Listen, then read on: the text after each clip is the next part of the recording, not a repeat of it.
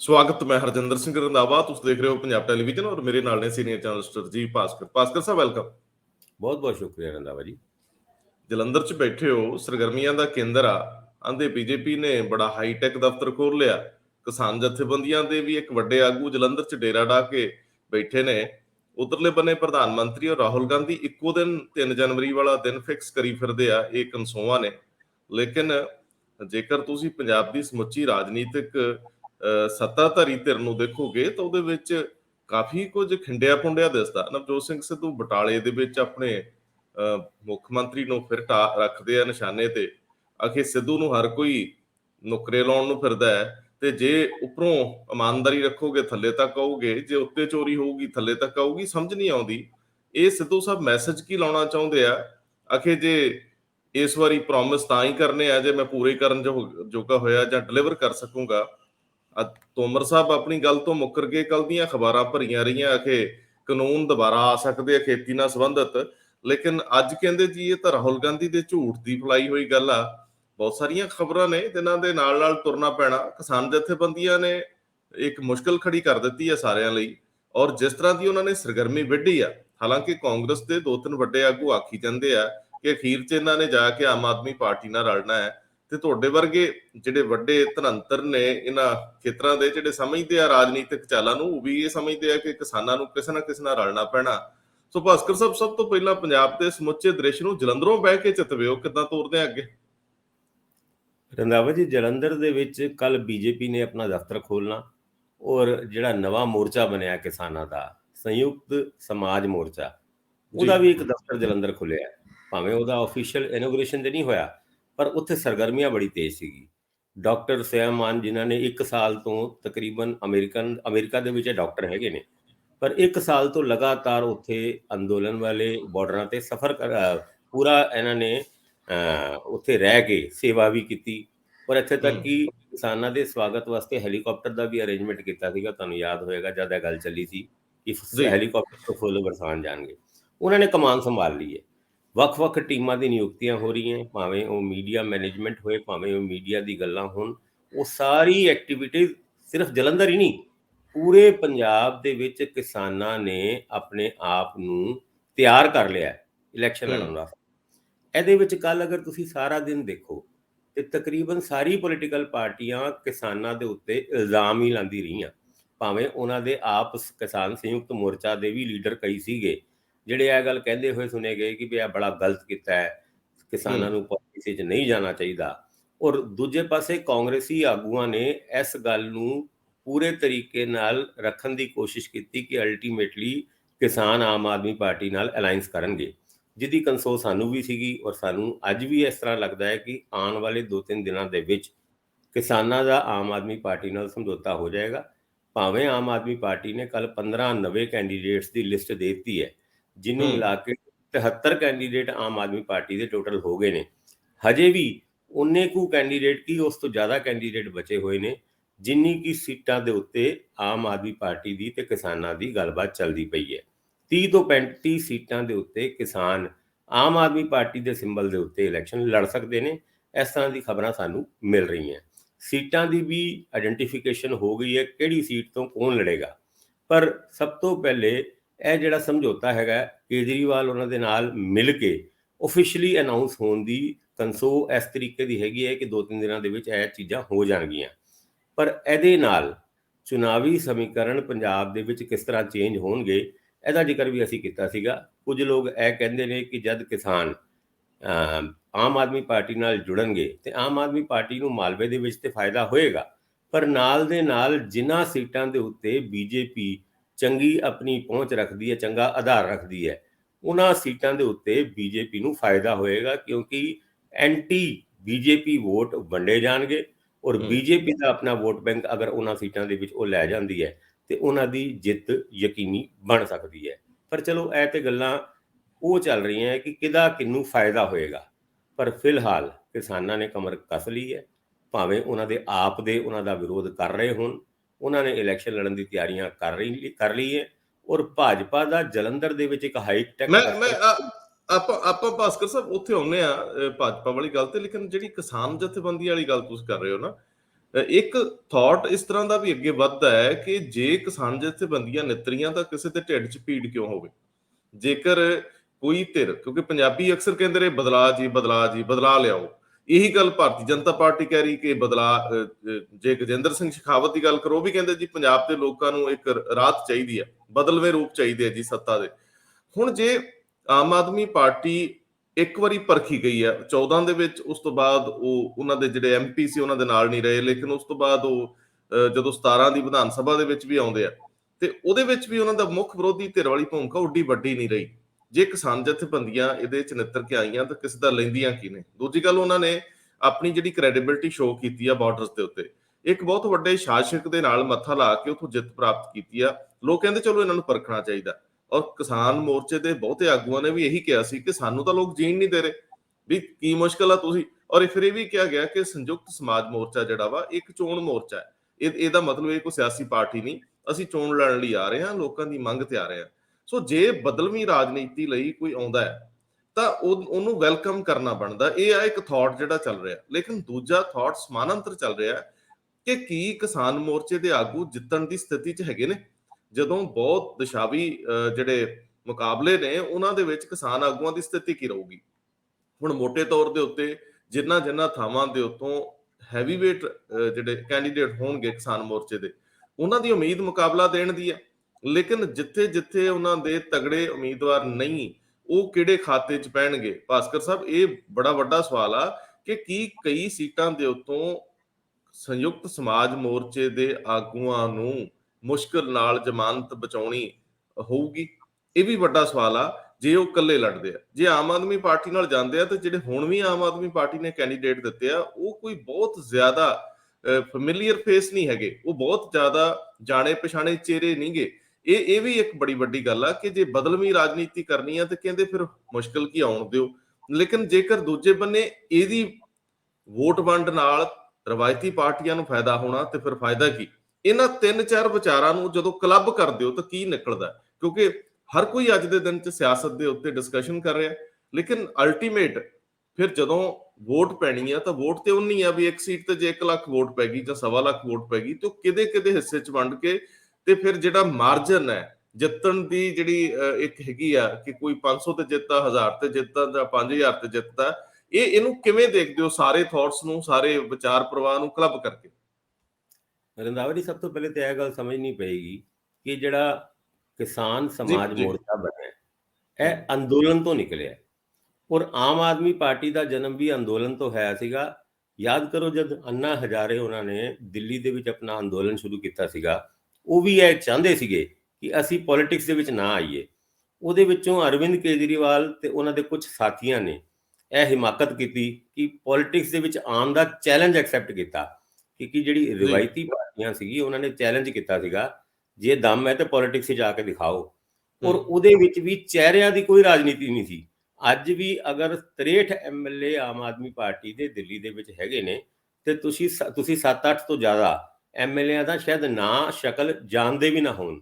ਪੰਜਾਬ ਦੇ ਵਿੱਚ ਵੀ ਕੋਸ਼ਿਸ਼ ਇਹ ਕੀਤੀ ਜਾ ਰਹੀ ਹੈ ਕਿ ਚਿਹਰਿਆਂ ਦੀ ਰਾਜਨੀਤੀ ਤੋਂ ਬਾਹਰ ਨਿਕਲ ਕੇ, ਕਿਉਂਕਿ ਜਦ ਵੀ ਇਲੈਕਸ਼ਨ ਦਾ ਜ਼ਿਕਰ ਹੁੰਦਾ ਪੰਜਾਬ ਦੇ ਵਿੱਚ ਤੇ ਅਸੀਂ ਕਹਿੰਦੇ ਆ ਵੀ ਫਲਾਨੀ ਪਾਰਟੀ ਦਾ ਮੁੱਖ ਮੰਤਰੀ ਦਾ ਚਿਹਰਾ ਕਿਹੜਾ ਹੈ, ਕਾਂਗਰਸ ਦਾ ਕਿਹੜਾ ਹੈ, ਆਮ ਆਦਮੀ ਪਾਰਟੀ ਦਾ ਕਿਹੜਾ ਹੈ, ਕੈਪਟਨ ਸਾਹਿਬ ਜਿਹੜੀ ਨਵੀਂ ਪਾਰਟੀ ਬਣਾ ਰਹੇ ਨੇ ਤੇ ਭਾਜਪਾ ਉਹਨਾਂ ਦਾ ਕਿਹੜਾ ਹੈ। ਪਰ ਜਦ ਰਾਜਨੀਤੀ ਚਿਹਰਿਆਂ ਦੀ ਰਾਜਨੀਤੀ ਤੋਂ ਬਾਹਰ ਨਿਕਲਦੀ ਹੈ ਤੇ ਇੱਕ ਤੂਫਾਨ ਆਉਂਦਾ ਹੈ। ਉਸ ਤੂਫਾਨ ਨੂੰ ਅਸੀਂ ਦਿੱਲੀ ਦੇ ਵਿੱਚ ਮਹਿਸੂਸ ਕਰ ਚੁੱਕੇ ਹਾਂ। ਭਾਵੇਂ ਸਾਰੀ ਪੋਲੀਟੀਕਲ ਪਾਰਟੀਆਂ ਕਿਸਾਨ ਮੋਰਚਾ ਨੂੰ ਕ੍ਰਿਟੀਸਾਈਜ਼ ਕਰ ਰਹੀਆਂ, ਪਰ ਉਹਨਾਂ ਨੂੰ ਇਸ ਗੱਲ ਦਾ ਵੀ ਡਰ ਲੱਗਦਾ ਹੈ ਕਿ ਉਹ ਤੂਫਾਨ ਜਿਹੜਾ ਆਮ ਆਦਮੀ ਪਾਰਟੀ ਦੇ ਦਿੱਲੀ ਦੇ ਵਿੱਚ ਪੋਲੀਟੀਕਲ ਰੂਪ ਦੇ ਆਉਣ ਵਿੱਚ ਹੋਇਆ ਸੀਗਾ, ਕਿਤੇ ਐਦਾਂ ਦਾ ਤੂਫਾਨ ਪੰਜਾਬ ਵਿੱਚ ਤੇ ਨਹੀਂ ਆ ਜਾਏਗਾ। ਔਰ ਦੂਜੇ ਪਾਸੇ ਭਾਜਪਾ 3 ਪਾਰਟੀਆਂ ਦੇ ਨਾਲ ਮਿਲ ਕੇ ਇਲੈਕਸ਼ਨ ਲੜ ਰਹੀ ਹੈ। 2 ਪਾਰਟੀ ਹੋਰ ਹੈਗੀ ਹੈ ਜਿਹਦੇ ਵਿੱਚ ਢੀਂਡਸਾ ਸਾਹਿਬ ਦਾ ਨਾਂ ਹੈਗਾ, ਔਰ ਕੈਪਟਨ ਅਮਰਿੰਦਰ ਸਿੰਘ ਦੀ ਪੰਜਾਬ ਲੋਕ ਕਾਂਗਰਸ। ਪੰਜਾਬ ਲੋਕ ਕਾਂਗਰਸ ਦਾ ਮੁੱਖ ਲਕਸ਼ ਇਹੀ ਹੈ ਕਿਸੇ ਨਾ ਕਿਸੇ ਤਰੀਕੇ ਨਾਲ ਕਾਂਗਰਸ ਨੂੰ ਹਰਾਉਣਾ। ਦੂਜੇ ਪਾਸੇ ਢੀਂਡਸਾ ਸਾਹਿਬ ਚਾਹੁੰਦੇ ਨੇ ਵੀ ਅਕਾਲੀ ਰਹਿਣ ਨਹੀਂ ਦੇਣੇ, ਔਰ ਤੀਜੇ ਪਾਸੇ ਭਾਜਪਾ ਦਾ ਵੀ ਇੱਕ ਹੀ ਉਦੇਸ਼ ਹੈਗਾ ਕਿ ਕਿਸੇ ਨਾ ਕਿਸੇ ਤਰੀਕੇ ਨਾਲ ਕਾਂਗਰਸ ਮੁਕਤ ਭਾਰਤ ਬਣਾਉਣ ਵਾਸਤੇ ਪੰਜਾਬ ਵਿੱਚੋਂ ਕਾਂਗਰਸ ਨੂੰ ਕਿਸੇ ਤਰੀਕੇ ਨਾਲ ਸੱਤਾ ਤੋਂ ਬਾਹਰ ਕਰਨਾ। ਨਹੀਂ ਭਾਸਕਰ ਸਾਹਿਬ, ਬੀਜੇਪੀ ਦੇ ਏਜੰਡੇ 'ਚ ਸ਼ਾਇਦ ਕੇਜਰੀਵਾਲ ਸਭ ਤੋਂ ਉੱਪਰ ਹੋਵੇ, ਕਿਉਂਕਿ ਕੇਜਰੀਵਾਲ ਕਹਿ ਰਿਹਾ ਕਿ ਦੇਸ਼ ਵਿੱਚ ਇਹ ਆਮ ਆਦਮੀ ਪਾਰਟੀ ਦੀ ਜ਼ਰੂਰਤ ਆ, ਔਰ ਉਹ ਗੋਆ ਦੇ ਵਿੱਚ ਔਰ ਹੋਰ ਕਈ ਸਟੇਟਸ ਦੇ ਵਿੱਚ ਆਪਣੇ ਪੈਰ ਜਮਾਉਣ ਦੀ ਕੋਸ਼ਿਸ਼ ਕਰ ਰਹੇ ਆ, ਯੂਪੀ 'ਚ ਵੀ ਕੋਸ਼ਿਸ਼ ਕਰ ਰਹੇ ਆ। ਸੋ ਮੈਨੂੰ ਇੰਝ ਲੱਗਦਾ ਕਿ ਕੇਜਰੀਵਾਲ ਪ੍ਰਧਾਨ ਮੰਤਰੀ ਨਰਿੰਦਰ ਮੋਦੀ ਲਈ ਚਿਹਰੇ ਵਜੋਂ ਇੱਕ ਥ੍ਰੈਟ ਨੇ। ਪੰਜਾਬ ਦੇ ਵਿੱਚ ਉਹ ਚਾਹਣਗੇ ਕਿ ਕਿਸੇ ਵੀ ਕੀਮਤ ਤੇ ਕੇਜਰੀਵਾਲ ਨਾ ਆਵੇ। ਸਰ ਉਹ ਇਮੀਡੀਏਟ ਥ੍ਰੈਟ ਨਹੀਂ ਹੈਗੇ। ਹੂੰ, ਤੁਸੀਂ ਇਹ ਮੰਨ ਕੇ ਚੱਲੋ ਕਿ ਜੇ ਕੇਜਰੀਵਾਲ ਉਹਨਾਂ ਪੰਜਾਬ ਦੇ ਵਿੱਚ ਸਰਕਾਰ ਬਣਾ ਵੀ ਲੈਂਦੇ ਨੇ ਤੇ 5 ਸਾਲ ਤੱਕ ਉਹਨਾਂ ਨੂੰ ਸ਼ਾਸਨ ਕਰਨਾ ਕਰਕੇ ਆਪਣੇ ਆਪ ਨੂੰ ਸਾਬਿਤ ਕਰਨਾ ਪਏਗਾ, ਆਪਣੀ ਪਾਰਟੀ ਨੂੰ ਸਾਬਿਤ ਕਰਨਾ ਪਏਗਾ ਕਿ ਕਿਸੇ ਸੂਬੇ ਦੇ ਵਿੱਚ ਉਹ ਇੰਡੀਪੈਂਡੈਂਟਲੀ ਸਰਕਾਰ ਚਲਾ ਸਕਦੇ ਨੇ ਔਰ ਵਧੀਆ ਤਰੀਕੇ ਨਾਲ ਚਲਾ ਸਕਦੇ ਨੇ। 5 ਸਾਲ ਤੇ ਇਸ ਗੱਲ ਦੀ ਚ ਲੱਗਣਗੇ। ਫਿਲਹਾਲ ਇਮੀਡੀਏਟ ਦੁਸ਼ਮਣ ਕੌਣ ਹੈ ਬੀਜੇਪੀ ਦਾ, ਜਿਨ੍ਹਾਂ ਤੋਂ ਉਹਨਾਂ ਨੂੰ ਲੱਗਦਾ ਹੈ ਕਿ ਵੀ ਇਹਨਾਂ ਨੂੰ ਇੱਥੇ ਹੀ ਨੱਪ ਦਿਓ, ਉਹ ਹੈਗੀ ਹੈ ਕਾਂਗਰਸ। ਜੀ, ਔਰ ਉਸ ਕਰਕੇ ਮੈਨੂੰ ਇੱਕ ਅੰਦਰ ਦੀ ਰਾਜਨੀਤੀ ਕਿਸੇ ਨੇ ਸਮਝਾਈ ਸੀ ਕਿ ਬੜੇ ਐਕਸਪਰਟ ਬੰਦੇ ਨੇ ਕਿ ਫਿਲਹਾਲ ਪੰਜਾਬ ਦੇ ਵਿੱਚ ਜਿਹੜੀ ਬੀਜੇਪੀ ਹੈ ਉਹ ਆਮ ਆਦਮੀ ਪਾਰਟੀ ਦੀ ਪਰਵਾਹ ਘੱਟ ਕੀਤੇ ਹੋਏ ਕਾਂਗਰਸ ਨੂੰ ਸੱਤਾ ਤੋਂ ਦੂਰ ਰੱਖਣ ਦੀ ਕੋਸ਼ਿਸ਼ ਕਰੇਗੀ, ਕਿਉਂਕਿ ਅੱਗੇ ਚੱਲ ਕੇ ਗੁਜਰਾਤ ਵਿੱਚ ਇਲੈਕਸ਼ਨ ਹੈਗੇ ਆ। ਗੁਜਰਾਤ ਵਿੱਚ ਬੀਜੇਪੀ ਦਾ ਜਿਹੜਾ ਸਭ ਤੋਂ ਜ਼ਿਆਦਾ ਇੱਕ ਡਾਇਰੈਕਟ ਲੜਾਈ ਜਿਹੜੀ ਹੈਗੀ ਹੈ ਉਹ ਕਾਂਗਰਸ ਦੇ ਨਾਲ ਹੈਗੀ ਹੈ। ਜੇ ਜੀ, ਗੁਜਰਾਤ ਦੇ ਵਿੱਚ ਕਿਸੇ ਪਾਰਟੀ ਤੋਂ ਖਤਰਾ ਹੈਗਾ ਉਹ ਹੈਗੀ ਹੈ ਕਾਂਗਰਸ, ਜੋ ਬੀਜੇਪੀ ਸਮਝਦੀ ਹੈ। ਤੇ ਇਸ ਹੂੰ, ਕਰਕੇ ਉਹਨਾਂ ਦੀ ਇਹ ਕੋਸ਼ਿਸ਼, ਕਿਉਂਕਿ ਅਸੀਂ ਵੀ ਜਦ ਪੋਲਿਟਿਕਸ ਨੂੰ ਡਿਸਕਸ ਕਰਦੇ ਹਾਂ ਤੇ ਸਾਨੂੰ ਲੱਗਦਾ ਵੀ ਅੱਗੇ ਚੱਲ ਕੇ ਖਤਰਾ ਕੇਜਰੀਵਾਲ ਮੋਦੀ ਸਾਹਿਬ ਵਾਸਤੇ ਬਣ ਸਕਦਾ ਹੈ। ਬਿਲਕੁਲ ਠੀਕ ਗੱਲ ਹੈ, ਬਣੇਗਾ, ਪਰ ਹੂੰ, ਅੱਗੇ ਚੱਲ ਕੇ। ਪਰ ਇਮੀਡੀਏਟ ਥ੍ਰੈਟ ਕਿਹੜੀ ਹੈਗੀ ਹੈ ਉਸ ਨੂੰ ਸਮਝਦੇ ਹੋਏ ਜਿਹੜੀ 3 ਪਾਰਟੀਆਂ ਦਾ ਇੱਕ ਗਠਬੰਧਨ ਹੋ ਰਿਹਾ ਹੈ, ਤਿੰਨਾਂ ਦੇ ਆਪਣੇ ਆਪਣੇ ਟੀਚੇ ਨੇ, ਜਿਨ੍ਹਾਂ ਵਿੱਚੋਂ ਤਕਰੀਬਨ ਤਿੰਨਾਂ ਦੇ ਸੇਮ ਟੀਚੇ ਨੇ। ਅਕਾਲੀ ਦਲ ਨੂੰ ਢਾਹ ਲਾਉਣ ਵਾਸਤੇ ਜਿਹੜੀ ਕੋਸ਼ਿਸ਼ਾਂ ਕੀਤੀ ਜਾ ਰਹੀਆਂ ਜਾਂ ਪਹਿਲੇ ਵੀ ਕੁਝ ਕੋਸ਼ਿਸ਼ਾਂ ਹੋਈਆਂ, ਉਹੀ ਹੂੰ, ਮਜੀਠੀਆ ਸਾਹਿਬ ਜਿਹੜੇ ਅੱਜ ਟਰਬਲ ਵਿੱਚ ਨਜ਼ਰ ਆਉਂਦੇ ਨੇ, ਉਹੀ ਮਜੀਠੀਆ ਉਹਨਾਂ ਨੂੰ ਭਾਜਪਾ ਨੇ ਕਦੀ ਬਚਾਇਆ ਸੀਗਾ। ਔਰ ਜੀ, ਅੱਜ ਸਭ ਤੋਂ ਵੱਡਾ ਸਵਾਲ ਵੀ ਉਹਦੇ ਉੱਤੇ ਇਹੀ ਖੜਾ ਹੋ ਰਿਹਾ ਹੈ ਕਿ ਈਡੀ ਨੇ ਆਪਣੀ ਹੂੰ, ਹੀ ਕੀਤੀ ਹੋਈ ਇਨਵੈਸਟੀਗੇਸ਼ਨ ਦੇ ਉੱਤੇ ਕੋਈ ਕਾਰਵਾਈ ਨਹੀਂ ਕੀਤੀ, ਜਦ ਕਿ ਹੁਣ ਕਾਂਗਰਸ ਈਡੀ ਦੀ ਕੀਤੀ ਹੋਈ ਕਾਰਵਾਈ ਦੇ ਉੱਤੇ ਹੀ ਐਕਸ਼ਨ ਲੈ ਕੇ ਇੱਕ ਐਫਆਈਆਰ ਦਰਜ ਕਰਕੇ ਮਜੀਠੀਆ ਉਹਨਾਂ ਨੂੰ ਫੜਨ ਵਾਸਤੇ ਇੱਕ ਛਾਪਾਮਾਰੀ ਕਰ ਰਹੀ ਹੈ। ਯਾਨੀ ਹੂੰ, ਇਹ ਜਿਹੜਾ ਪੋਲੀਟੀਕਲ ਇਕੁਏਸ਼ਨਸ ਬਣ ਰਹੀ ਹੈ ਨਾ ਪੰਜਾਬ ਦੇ ਵਿੱਚ, ਇਹ ਬੜੀ ਜ਼ਬਰਦਸਤ ਬਣ ਰਹੀ ਹੈ। ਔਰ ਜਿੱਥੋਂ ਮੈਂ ਗੱਲ ਸ਼ੁਰੂ ਕੀਤੀ ਸੀ, ਜਦ ਵੀ ਕੋਈ ਪਾਰਟੀ ਅੰਦੋਲਨ ਤੋਂ ਨਿਕਲਦੀ ਹੈ ਨਾ, ਭਾਵੇਂ ਉਹ ਜੀ। ਜੇਪੀ ਉਹਨਾਂ ਦਾ ਅੰਦੋਲਨ ਨਹੀਂ ਹੋਇਆ, ਜੈ ਪ੍ਰਕਾਸ਼ ਉਹਨਾਂ ਦਾ ਅੰਦੋਲਨ ਤੁਹਾਨੂੰ ਯਾਦ ਹੋਏਗਾ, ਉਸ ਤੋਂ ਬਾਅਦ ਇੰਦਰਾ ਗਾਂਧੀ ਉਹਨਾਂ ਦੀ ਸਰਕਾਰ ਹਿਲਾ ਕੇ ਰੱਖਤੀ ਸੀ ਉਹਨਾਂ ਨੇ, ਐਮਰਜੈਂਸੀ ਲਾਉਣੀ ਪਈ। ਹੂੰ, ਐਮਰਜੈਂਸੀਆਂ ਲੱਗੀ, ਹੋਰ ਕੁਝ ਹੋਇਆ। ਏਦਾਂ ਹੀ ਆਮ ਆਦਮੀ ਪਾਰਟੀ ਨੇ ਦਿੱਲੀ ਦੇ ਵਿੱਚ ਅੰਦੋਲਨ ਤੋਂ ਨਿਕਲ ਕੇ ਦਿੱਲੀ ਦੇ ਵਿੱਚ ਕਾਂਗਰਸ ਦਾ ਸੂਪੜਾ ਸਾਫ਼ ਕਰਤਾ। ਭਾਜਪਾ ਨੂੰ ਚੰਗੀ ਤਰ੍ਹਾਂ ਪਤਾ ਹੈ ਕਿ ਜਿੰਨਾ ਕੁ ਕਾਂਗਰਸ ਨੂੰ ਉਹ ਖਤਮ ਕਰ ਸਕਦੀ ਸੀ, ਜਿੰਨਾ ਕੁ ਕਾਂਗਰਸ ਨੂੰ ਨੁਕਸਾਨ ਪਹੁੰਚਾ ਸਕਦੀ, ਉਹ ਪਹੁੰਚਾ ਹੂੰ, ਚੁੱਕੀ ਹੈ। ਦਿੱਲੀ ਦੇ ਵਿੱਚ ਪੁਰਜ਼ੋਰ ਕੋਸ਼ਿਸ਼ ਕਰਨ ਤੋਂ ਬਾਵਜੂਦ ਵੀ ਆਮ ਆਦਮੀ ਪਾਰਟੀ ਨੇ ਕਿਹਦਾ ਵੋਟ ਬੈਂਕ ਖਾਇਆ, ਉਹ ਸੀਗੀ ਹੂੰ, ਕਾਂਗਰਸ। ਬੀਜੇਪੀ ਬਿਲਕੁਲ, ਨੇ ਆਪਣਾ ਵੋਟ ਬੈਂਕ ਦਿੱਲੀ ਦੇ ਵਿੱਚ ਇੰਟੈਕਟ ਰੱਖਿਆ, ਜੀ, ਲੇਕਿਨ ਜਿੱਥੇ ਤੱਕ ਕਾਂਗਰਸ ਦੇ ਵੋਟ ਬੈਂਕ ਨੂੰ ਉਹਨਾਂ ਨੇ ਜ਼ੀਰੋ ਕਰਤਾ। ਏਦਾਂ ਦੀ ਹੀ ਐਕਸਪੈਕਟੇਸ਼ਨ ਬੀਜੇਪੀ ਨੂੰ ਆਮ ਆਦਮੀ ਪਾਰਟੀ ਤੋਂ ਪੰਜਾਬ ਵਿੱਚ ਹੈਗੀ ਹੈ। ਔਰ ਜੀ, ਹੋਰ ਵੀ ਸੂਬਿਆਂ ਦੇ ਵਿੱਚ ਇਹ ਐਕਸਪੈਰੀਮੈਂਟ ਟਰਾਈ ਕੀਤਾ ਜਾ ਸਕਦਾ ਹੈ, ਪਰ ਇਹਨਾਂ ਗੱਲਾਂ ਨੂੰ ਪੋਲੀਟੀਕਲ ਐਕਸਪਰਟਸ ਚੰਗੀ ਤਰ੍ਹਾਂ ਸਮਝਦੇ ਨੇ। ਆਮ ਜਨਤਾ ਹਜੇ ਵੀ ਇਹੀ ਗੱਲ ਸਮਝਦੀ ਹੈ ਕਿ ਵੀ ਕਿਸੇ ਵੀ ਤਰੀਕੇ ਨਾਲ ਆਮ ਆਦਮੀ ਪਾਰਟੀ ਨੂੰ ਭਾਜਪਾ ਪੰਜਾਬ ਦੇ ਵਿੱਚ ਨਹੀਂ ਆਉਣ ਦੇਗੀ। ਪਰ ਹੂੰ, ਤੁਸੀਂ ਅਗਰ ਦੂਜੇ ਤਰੀਕੇ ਨਾਲ ਸੋਚੋ, ਉਹਨਾਂ ਦਾ ਮੇਨ ਮਕਸਦ ਹੈਗਾ ਕਾਂਗਰਸ। ਔਰ ਆਮ ਆਦਮੀ ਪਾਰਟੀ ਜੇ ਪੰਜਾਬ ਵਿੱਚ ਆ ਵੀ ਗਈ, ਕੁਝ ਲੋਕ ਤਾਂ ਇਹ ਵੀ ਕਹਿੰਦੇ ਨੇ ਕਿ ਆਮ ਆਦਮੀ ਪਾਰਟੀ ਵੀ ਭਾਜਪਾ ਦੀ ਬੀ ਟੀਮ ਹੈ, ਕਿਉਂਕਿ ਉਹਨਾਂ ਹੂੰ, ਦਾ ਕੈਂਪੇਨ ਦਾ ਤਰੀਕਾ, ਭਾਵੇਂ ਉਹ ਤਿਰੰਗਾ ਯਾਤਰਾ ਹੋਏ। ਹੁਣ ਤਿਰੰਗਾ ਯਾਤਰਾ ਪੰਜਾਬ ਦੇ ਵੱਖ-ਵੱਖ ਸ਼ਹਿਰਾਂ ਦੇ ਵਿੱਚ ਕੇਜਰੀਵਾਲ ਦਾ ਕੱਢਣਾ ਕਿਸ ਗੱਲ ਨੂੰ ਇੰਡੀਕੇਟ ਕਰਦਾ ਹੈ? ਇਹ ਤਿਰੰਗਾ ਯਾਤਰਾ ਦਾ ਕਨਸੈਪਟ ਸ਼ੁਰੂ ਹੋਇਆ ਸੀਗਾ ਕਸ਼ਮੀਰ ਦੇ ਲਾਲ ਚੌਂਕ ਤੋਂ, ਜਿਹਦੇ ਵਿੱਚ ਤਿਰੰਗਾ ਯਾਤਰਾ ਕੱਢਣ ਵਾਸਤੇ ਹਰ ਸਾਲ ਇੱਕ ਕਵਾਇਦ ਸ਼ੁਰੂ ਹੁੰਦੀ ਸੀ। ਚਲੋ ਹੁਣ ਤੇ ਕੱਢੀ ਜਾਂਦੀ ਹੈ, ਪਰ ਉਹ ਤਿਰੰਗਾ ਯਾਤਰਾ ਪੰਜਾਬ ਦੇ ਵਿੱਚ ਕੱਢ ਕੇ, ਪੰਜਾਬ ਦੇ ਵੱਖ-ਵੱਖ ਡਿਸਟ੍ਰਿਕਟ ਦੇ ਵਿੱਚ ਕੱਢ ਕੇ ਕੇਜਰੀਵਾਲ ਉਹਨਾਂ ਸਾਬਿਤ ਕੀ ਕਰਨਾ ਚਾਹੁੰਦੇ ਨੇ? ਆਜ਼ਾਦੀ ਦੀ ਲੜਾਈ ਹੈ, ਹੋਰ ਕੀ ਚੀਜ਼ ਹੂੰ। ਹੈ? ਚਲੋ ਨਹੀਂ, ਇਹ ਨਹੀਂ, ਗੱਲਾਂ ਜਿਹੜੀ ਹੈਗੀ ਆ, ਜਦ ਤੁਸੀਂ ਡਿਟੇਲ ਵਿੱਚ ਮਾਈਨਿਊਟਲੀ ਹਾਂ, ਡਿਸਕਸ ਕਰੋਗੇ ਤੇ ਤੁਹਾਨੂੰ ਬਹੁਤ ਸਾਰੀ ਚੀਜ਼ਾਂ ਏਦਾਂ ਦੀ ਪਤਾ ਲੱਗੇਗੀ ਕਿ ਜਦ ਕੋਈ ਪਾਰਟੀ ਅੰਦੋਲਨ ਤੋਂ ਨਿਕਲਦੀ ਹੈ ਤੇ ਉਹਦਾ ਪੁਰਜ਼ੋਰ ਵਿਰੋਧ ਹੁੰਦਾ ਹੈ, ਉਹਦੇ ਆਪ ਦੇ ਲੋਕ ਉਹਦਾ ਵਿਰੋਧ ਕਰਦੇ ਨੇ। ਅੰਨਾ ਹਜ਼ਾਰੇ ਨੇ ਵੀ ਆਮ ਆਦਮੀ ਪਾਰਟੀ ਦਾ ਜਦ ਲਾਂਚ ਕੀਤੀ ਸੀ ਤੇ ਕੇਜਰੀਵਾਲ ਦਾ ਵਿਰੋਧ ਕੀਤਾ ਸੀਗਾ। ਉੱਦਾਂ ਹੀ ਹੂੰ, ਹੁਣ ਉਪਰਾਹਾ ਸਾਹਿਬ ਵੀ ਇੱਕ ਕਿਸਾਨਾਂ ਦੀ ਵੱਖਰੀ ਪਾਰਟੀ ਬਣ ਰਹੀ ਹੈ ਤੇ ਉਹਦਾ ਵਿਰੋਧ ਕਰ ਰਹੇ ਨੇ। ਪਰ ਉਹ ਵਿਰੋਧ ਕੀ ਉਗਰਾਹਾਂ ਉਹਨਾਂ ਦੀ ਸਾਰੀ ਮੈਂਬਰਸ਼ਿਪ, ਸਾਰੇ ਕਿਸਾਨਾਂ ਨੂੰ ਇਸ ਨਵੇਂ ਕਿਸਾਨ ਸਮਾਜ ਮੋਰਚਾ ਜਾਂ ਸੰਯੁਕਤ ਸਮਾਜ ਮੋਰਚਾ ਇਹਦੇ ਖਿਲਾਫ ਲੈ ਕੇ ਚਲੇ ਜਾਏਗਾ? ਉਹਨਾਂ ਦੇ ਕੋਲ ਕੋਈ ਆਪਸ਼ਨ ਕੀ ਬਚੇਗੀ? ਇਹ ਸਾਰੀ ਗੱਲਾਂ ਨੂੰ ਵੀ ਸਮਝਣ ਦੀ ਲੋੜ ਹੈਗੀ। ਭਾਸਕਰ ਸਾਹਿਬ, ਜਦੋਂ ਤਿਰੰਗਾ ਯਾਤਰਾ ਦੀ ਤੁਸੀਂ ਗੱਲ ਕਰਦੇ ਹੋ ਤੇ ਤੁਸੀਂ ਪੰਜਾਬ ਦੀ ਹਿੰਦੂ ਵੋਟ ਨੂੰ ਭੁੱਲ ਜਾਂਦੇ ਹੋ। ਬੀਜੇਪੀ ਪੰਜਾਬ ਦੀ ਹਿੰਦੂ ਵੋਟ ਤੇ ਕੇਂਦਰਿਤ ਹੈ ਤੇ ਕੇਜਰੀਵਾਲ ਨੂੰ ਪਿਛਲੀ ਵਾਰੀ 2017 ਦਾ ਅਨੁਭਵ ਹੈ, ਜਦੋਂ ਉਹਨਾਂ ਦੇ ਉੱਤੇ ਕੁਝ ਦੋਸ਼ ਲੱਗੇ ਸੀ ਕਿਤੇ ਬ੍ਰੇਕਫਾਸਟ ਕਰਨ ਦੇ ਜਾਂ ਕੁਝ ਹੋਰ ਖੜਕੂਵਾਦ ਦੀ ਗੱਲ, ਤੇ ਉਦੋਂ ਕਾਂਗਰਸ ਨੂੰ ਭਾਰੀ ਬਹੁਮਤ ਮਿਲ ਗਿਆ। ਪੋਲਰਾਈਜੇਸ਼ਨ ਸਾਰੀ ਦੀ ਸਾਰੀ ਕਾਂਗਰਸ ਦੇ ਹੱਕ 'ਚ ਹੋ ਗਈ। ਕਈ ਵਾਰੀ ਤਾਂ ਇਹ ਵੀ ਕਹਿੰਦੇ ਰਹੇ ਕਿ ਆਰਐਸਐਸ ਨੇ ਆਪਣੀ ਜਿਹੜੀ ਜਿੰਨੀ ਕੇਡਰ ਸੀਗਾ ਉਹਨੂੰ ਸਾਰਾ ਕਹਿਤਾ ਕਾਂਗਰਸ 'ਚ ਹੱਥ ਪੁੱਤਰ ਨੂੰ।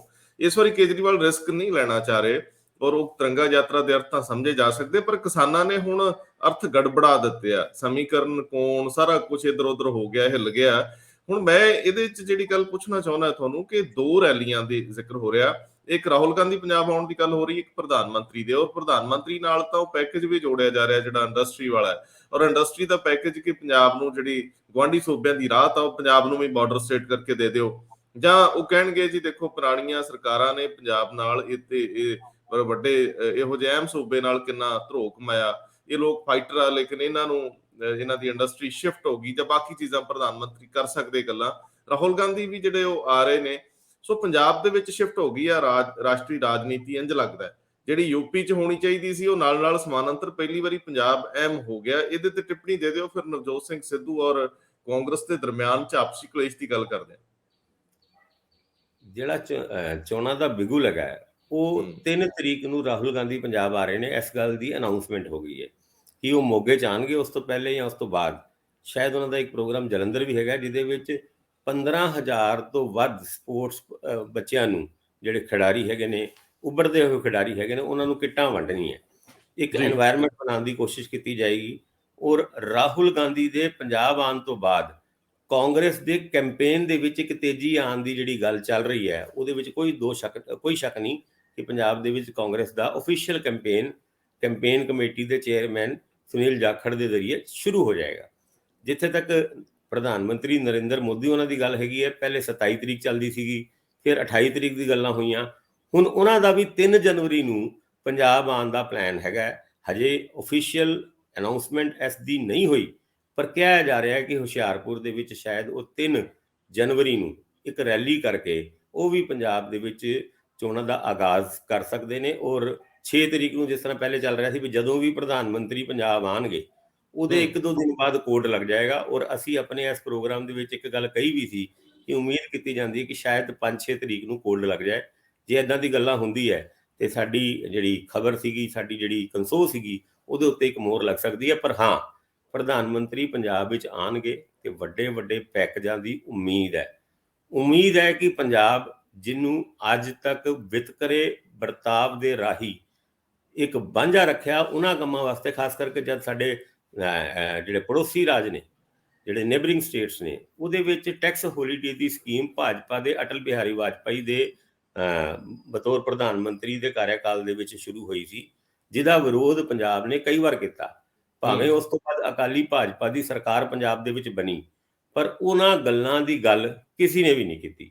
ਪਰ ਹੁਣ ਪ੍ਰਧਾਨ ਮੰਤਰੀ ਅਗਰ ਪੰਜਾਬ ਆ ਰਹੇ ਨੇ, ਐਕਸਪੈਕਟੇਸ਼ਨ ਤੇ ਹੈਗੀ ਹੈ ਕਿ ਪੰਜਾਬ ਇੱਕ ਬਾਰਡਰ ਸਟੇਟ ਹੈਗੀ ਹੈ, ਉਹਨਾਂ ਨੂੰ ਵੀ ਉਹ ਫੈਸਿਲਿਟੀ, ਉਹ ਟੈਕਸ ਹੋਲੀਡੇ ਖਾਸ ਕਰਕੇ ਇੰਡਸਟਰੀ ਨੂੰ ਮਿਲਣਾ ਚਾਹੀਦਾ। ਔਰ ਸ਼ਾਇਦ ਇਸ ਗੱਲ ਦੀ ਅਨਾਉਂਸਮੈਂਟ ਵੀ ਹੋ ਸਕਦੀ ਹੈ।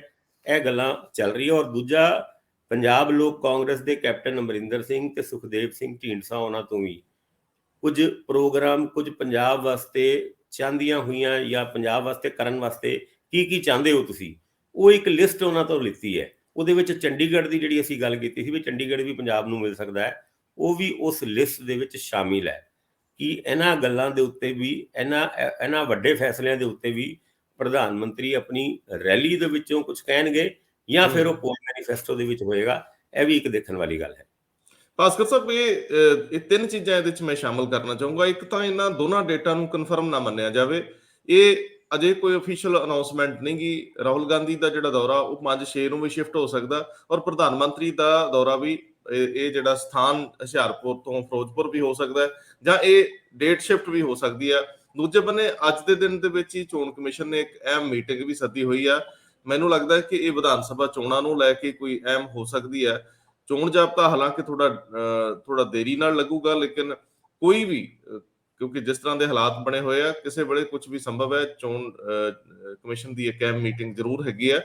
ਲੇਕਿਨ ਜਿਹੜੀ ਗੱਲ ਤੁਸੀਂ ਕਹਿ ਰਹੇ ਹੋ, ਇੱਕ ਹੋਰ ਵੱਡੀ ਕਨਸੋ ਵੀ ਆ ਜਿਹੜੇ ਪ੍ਰਧਾਨ ਮੰਤਰੀ ਦਫ਼ਤਰ ਦੇ ਗਲਿਆਰਿਆਂ ਦੀ ਸੂਚਨਾ ਹੈ ਕਿ ਸ਼ਾਇਦ ਪੰਜਾਬ ਨੂੰ ਕੋਈ ਪੈਕੇਜ ਫਿਲਹਾਲ ਨਾ ਦਿੱਤਾ ਜਾਵੇ, ਪ੍ਰੋਮਿਸ ਹੀ ਦਿੱਤਾ ਜਾਵੇ। ਪ੍ਰਧਾਨ ਮੰਤਰੀ ਇਸ ਗੱਲ ਦੇ ਉੱਤੇ ਬਜਿੱਦ ਨੇ ਕਿ ਅਸੀਂ ਜਿੰਨਾ ਚਿਰ ਸਾਨੂੰ ਕੋਈ ਉੱਥੋਂ ਸਿੱਧੇ ਤੌਰ ਦੇ ਉੱਤੇ ਇਲੈਕਸ਼ਨ ਮੈਨੀਫੈਸਟੋ ਵਿੱਚ ਤਾਂ ਚੀਜ਼ਾਂ ਪਾਈਆਂ ਜਾ ਸਕਦੀਆਂ, ਲੇਕਿਨ ਉਸ ਤੋਂ ਪਹਿਲਾਂ ਕੋਈ ਅਨਾਉਂਸਮੈਂਟਸ ਬਿਹਤਰ ਨਹੀਂ ਹੋਣਗੀਆਂ। ਚੰਡੀਗੜ੍ਹ ਪੰਜਾਬ ਨੂੰ ਦੇਣ ਦੀ ਗੱਲ ਵਿੱਚ ਰੁਕ ਗਈ ਹੈ। ਹਰਿਆਣੇ ਨੂੰ ਨਾਰਾਜ਼ ਕਿਸੇ ਵੀ ਕੀਮਤ ਤੇ ਨਹੀਂ ਕੀਤਾ ਜਾਊਗਾ। ਬੇਸ਼ੱਕ ਅਸੀਂ ਇਹ ਖਬਰ ਡਿਸਪਲੇ ਕੀਤੀ ਸੀਗੀ, ਉਸ ਵੇਲੇ ਇਹ ਬੜੀ ਪ੍ਰਮੁਖਤਾ ਨਾਲ ਅੱਗੇ ਵਧਾਈ ਗਈ ਸੀ। ਲਗਭਗ ਪ੍ਰਧਾਨ ਮੰਤਰੀ ਦਫ਼ਤਰ ਤਿਆਰੀ ਵੀ ਕਰ ਰਿਹਾ ਸੀਗਾ। ਇਹਦੇ ਸੰਬੰਧੀ ਸਾਰੀਆਂ ਧਿਰਾਂ ਨਾਲ ਰਾਬਤਾ ਵੀ ਭਾਸਕਰ ਸਾਹਿਬ ਹੋਇਆ ਸੀ, ਮੈਨੂੰ ਯਾਦ ਹੈ। ਔਰ ਖਾਸ ਤੌਰ ਤੇ ਸਿੱਖ ਇੰਟੈਲੈਕਚੁਅਲਸ ਕੋਲੋਂ ਸੁਝਾਅ ਵੀ ਮੰਗੇ ਗਏ ਸੀ ਕਿ ਕੁਝ ਅਨਾਉਂਸਮੈਂਟਸ ਜੇ ਕਰਨੀਆਂ ਹੋਣ, ਸਿੱਖਾਂ ਨੂੰ ਔਰ ਪੰਜਾਬ ਨੂੰ ਕਿਵੇਂ ਖੁਸ਼ ਕੀਤਾ ਜਾ ਸਕਦਾ। ਪ੍ਰਧਾਨ ਮੰਤਰੀ ਦਫ਼ਤਰ ਇਸ ਕਵਾਇਦ 'ਚ ਲੱਗਿਆ ਰਿਹਾ, ਲੇਕਿਨ ਹੁਣ ਕਹਿੰਦੇ ਕਿ ਬਹੁਤ ਵੱਡੀਆਂ ਅਨਾਉਂਸਮੈਂਟਸ ਨਹੀਂ ਹੋਣਗੀਆਂ, ਪ੍ਰੋਮਿਸਸ ਹੋਣਗੇ। ਇਸੇ ਤਰ੍ਹਾਂ ਜਿਵੇਂ ਤੁਸੀਂ ਦੱਸਿਆ, ਢੀਂਡਸਾ ਸਾਹਿਬ ਨੇ 12 ਨਕਾਤੀ ਪ੍ਰੋਗਰਾਮ ਦਿੱਤਾ ਜਿਹੜਾ ਚੋਣ ਮੈਨੀਫੈਸਟੋ 'ਚ ਪਾਇਆ ਜਾ ਸਕਦਾ। ਔਰ ਕੈਪਟਨ ਅਮਰਿੰਦਰ ਸਿੰਘ ਨੇ ਵੀ ਕੁਝ ਲਿਖ ਕੇ ਚੀਜ਼ਾਂ ਦਿੱਤੀਆਂ ਨੇ। ਇਹ ਗੱਲ ਬੜੀ ਅਹਿਮ ਆ। ਲੇਕਿਨ ਹੁਣ ਮੈਂ ਤੁਹਾਨੂੰ ਪੁੱਛਣਾ ਚਾਹੂੰਗਾ, ਨਵਜੋਤ ਸਿੰਘ ਸਿੱਧੂ ਦੇ ਤੇਵਰਾਂ ਨੂੰ ਕਿਵੇਂ ਲੈਂਦੇ ਹੋ? ਉਹ ਚਿਹਰਾ ਬਣ ਚੁੱਕੇ ਨੇ ਜਾਂ ਚਿਹਰਾ ਬਣਨ ਲਈ ਲੜਾਈ ਲੜ ਰਹੇ ਨੇ, ਜਾਂ ਉਹ ਕਾਂਗਰਸ ਦੇ ਵਿੱਚ ਹੀ ਰਹਿ ਕੇ, ਪੰਜਾਬ ਇੱਕ ਪਾਸੇ ਸਰਕਾਰ ਹੈ, ਦੂਜੇ ਬੰਨੇ ਨਵਜੋਤ ਸਿੰਘ ਸਿੱਧੂ ਇਕੱਲੇ ਨੇ, ਸੰਗਠਨ ਦੇ ਵਿੱਚ ਵੀ ਉਹਨਾਂ ਨਾਲ ਕੋਈ ਬਹੁਤ ਜ਼ਿਆਦਾ ਲੋਕ ਖੜੇ ਨਜ਼ਰ ਨਹੀਂ ਆ ਰਹੇ? ਕੀ ਕਹਿੰਦੇ ਹੋ?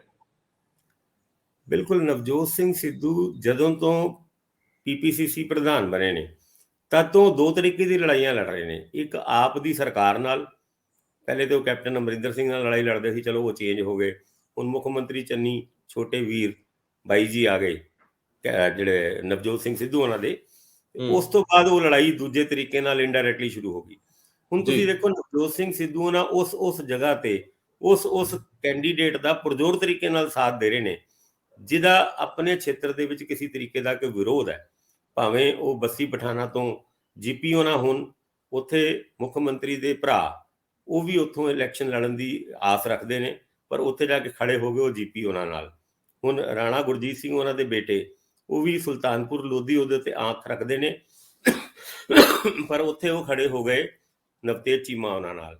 ਐਦਾਂ ਹੀ ਫਤਿਹਜੰਗ ਸਿੰਘ ਬਾਜਵਾ, ਜਿਹਦੇ ਖਿਲਾਫ ਬਾਜਵਾ ਉਹਨਾਂ ਦੇ ਸਕੇ ਭਰਾ, ਉਹ ਚਾਹੁੰਦੇ ਨੇ ਕਿ ਉੱਥੋਂ ਇਲੈਕਸ਼ਨ ਲੜਨ, ਉੱਥੇ ਉਹਨਾਂ ਨੇ ਸਾਥ ਦਿੱਤਾ ਫਤਿਹਜੰਗ ਸਿੰਘ ਬਾਜਵਾ ਉਹਨਾਂ ਦਾ।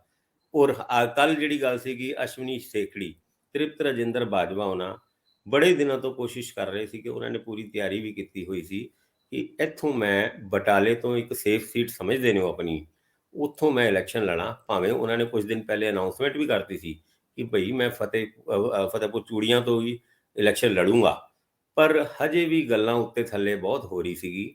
ਪਰ ਉੱਥੇ ਨਵਜੋਤ ਸਿੰਘ ਸਿੱਧੂ ਦਾ ਖੜ ਜਾਣਾ ਉਹ ਆਪਣੇ ਆਪ ਵਿੱਚ ਹੀ ਇੰਡੀਕੇਟ ਕਰਦਾ ਹੈ ਕਿ ਉਹ ਉਹਨਾਂ ਸਾਰੇ ਫੈਸਲਿਆਂ ਦੇ ਖਿਲਾਫ ਉਹ ਆਪਣੀ ਇੱਕ ਵੱਖਰੀ ਟੀਮ ਬਣਾਉਣ ਦੀ ਕੋਸ਼ਿਸ਼ ਕਰ ਰਹੇ ਨੇ, ਜਿਨ੍ਹਾਂ ਦੇ ਆਪਣੀ ਪਾਰਟੀ ਦੇ ਵਿੱਚ ਵਿਰੋਧ ਹੋ ਰਿਹਾ ਹੈ ਜਾਂ ਕੋਈ ਕਿਸੇ ਦੂਜੀ ਸੀਟ ਦੇ ਉੱਤੇ ਅੱਖ ਰੱਖ ਰਿਹਾ ਹੈ, ਉੱਥੇ ਉਹ ਖਾਸ ਕਰ ਖੜੇ ਹੋ ਜਾਂਦੇ ਨੇ।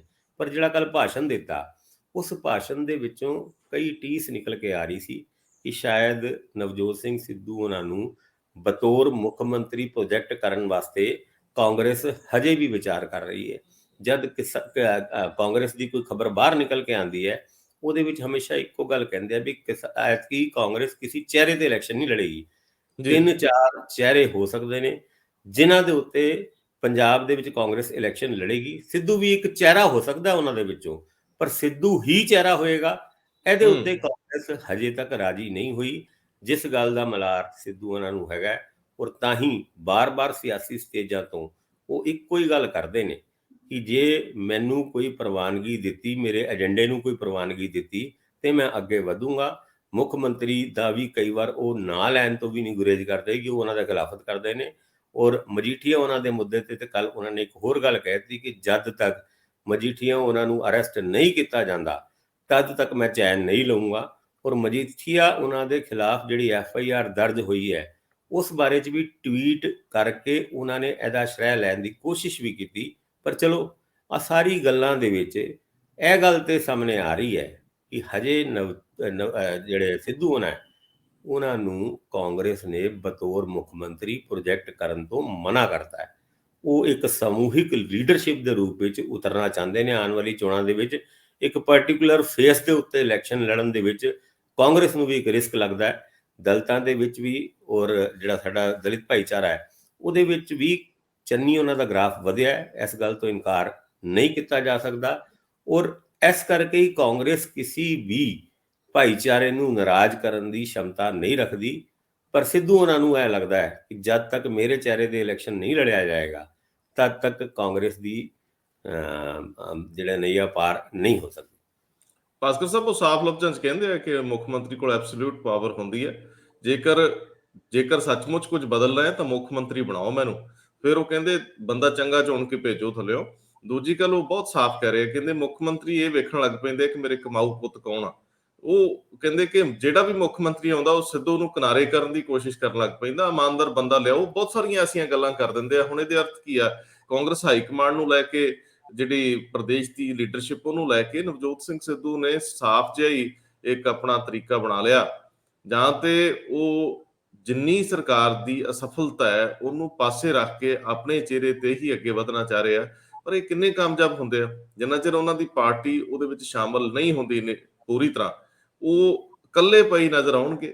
ਬਟਾਲੇ ਦੇ ਵਿੱਚ ਉਹਨਾਂ ਨਾਲ ਕੋਈ ਵੀ ਲੋਕਲ ਪੱਧਰ ਦਾ ਲੀਡਰ, ਸਰਕਾਰ ਦਾ ਨੁਮਾਇੰਦਾ ਸ਼ਾਮਲ ਨਹੀਂ ਹੋਇਆ, ਪੂਰੀ ਤਰ੍ਹਾਂ ਦਰਕਨਾਰ ਕਰਤਾ ਗਿਆ। ਪਰ ਸਿੱਧੂ ਕਿੱਥੇ ਮੰਨਦਾ? ਸਿੱਧੂ ਕਿਸੇ ਦੀ ਨਹੀਂ ਮੰਨਦਾ। ਉਹਨੂੰ ਪਤਾ ਹੈ ਕਿ ਇਹ ਲੜਾਈ ਇਕੱਲਿਆਂ ਲੜਨੀ ਪੈਣੀ ਆ। ਤੇ ਹੁਣ ਤਾਂ ਕਿਸਾਨ ਵੀ ਇਮਾਨਦਾਰੀ ਦਾ ਇੱਕ ਵੱਡਾ ਸਾਰਾ ਟੈਗ ਲਾ ਕੇ ਅੱਗੇ ਵੱਧ ਗਏ ਨੇ।